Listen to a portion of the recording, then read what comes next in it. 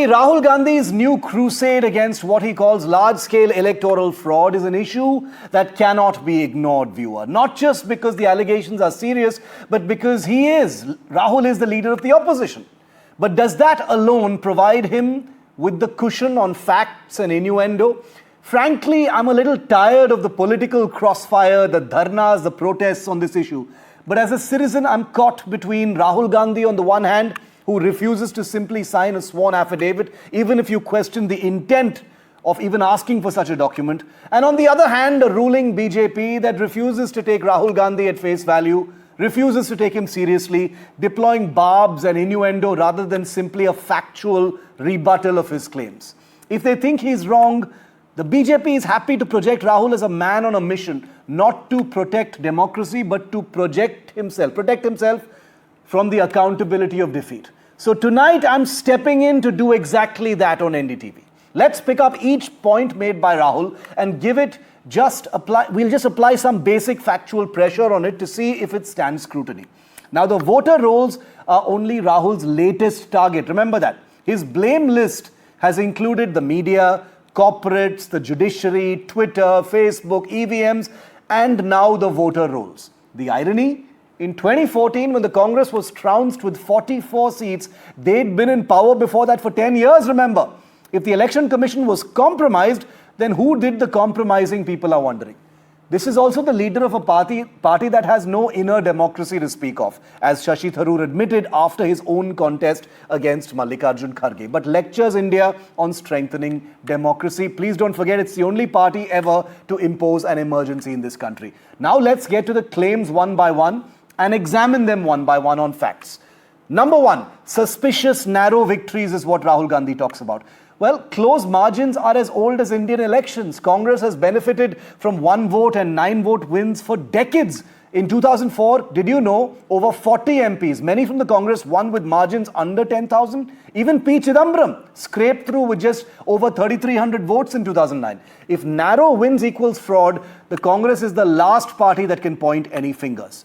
Claim number 2, phased polling is suspicious. Well, here's the fact check. India's first general election under Nehru had 68 phases over 4 months.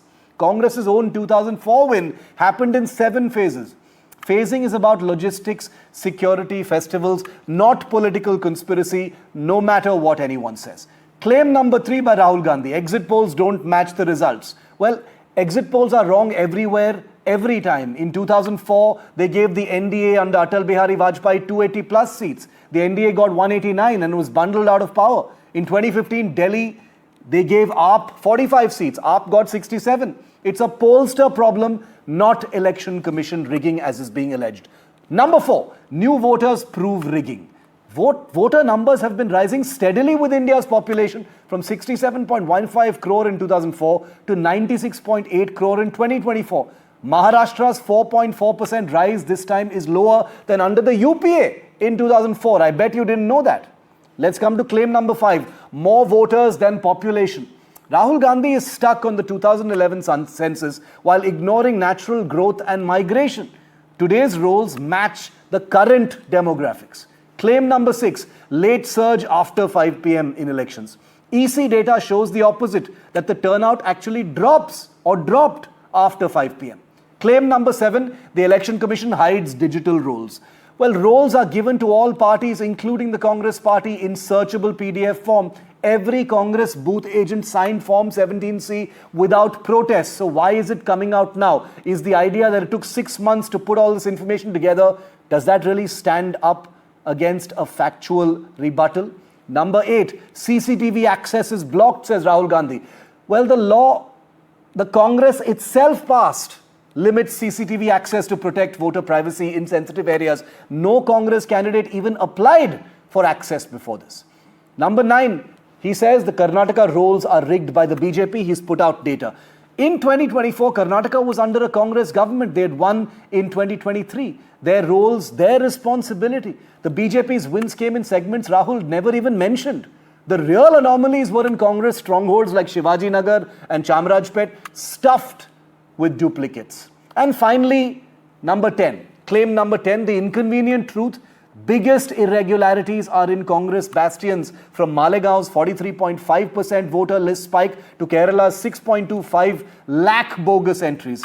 Rahul's own Wayanad has 92,087 doubtful voters. When Bihar cleaned its rolls, 65.2 lakh bogus names vanished. Proof that special intensive revision SIR actually works. Now, critics of Rahul Gandhi will say this explains why Rahul opposes it everywhere else. So as a citizen, I'm still wondering and I'm still asking, does this mean an investigation should not happen?